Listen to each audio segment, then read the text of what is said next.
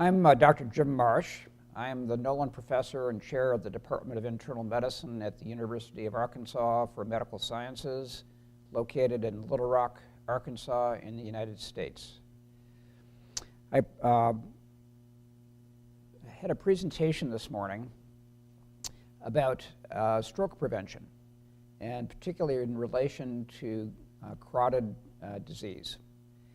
The main idea of this presentation is that we've made considerable progress in stroke prevention over the past 25 and more years. So there's a number of things that we know for certain now based on a number of important clinical trials that are effective in stroke prevention. There are some things we're also uncertain about and are the topics of major clinical trials right now that I summarized in my presentation. So among the things that we know is that blood pressure control prevents strokes. We also know that lipid control decreases risk of strokes, and in patients with diabetes, the control of lipids actually has a dramatic effect on decrease in stroke risk. This is outside of the realm of atrial fibrillation.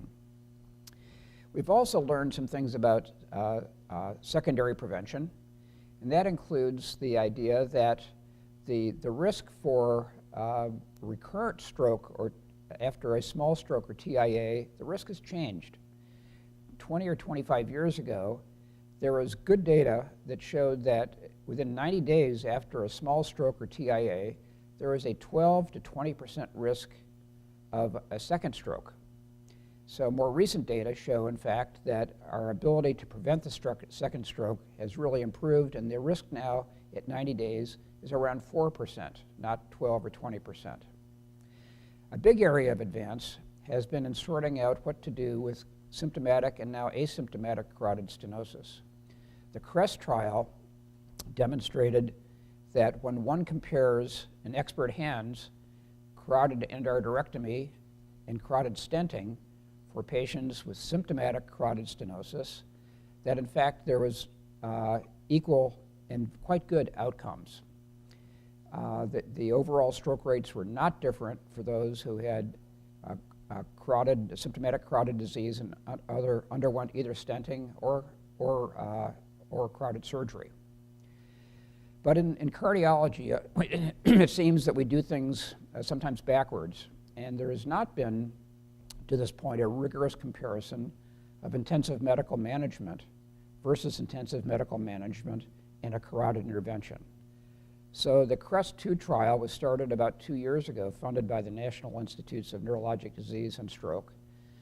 And this is actually 2 trials. The first is comparing carotid endarterectomy in the setting of intensive medical management versus intensive medical management alone. The second trial is comparing carotid stenting plus intensive medical management versus intensive medical management alone. The trial is ongoing. It includes about 120 sites in Canada and the United States. Enrollment is progressing well. And so possible outcomes of this big trial may be that it affirms the role of this 50-year-old operation, carotid endarterectomy, as effective.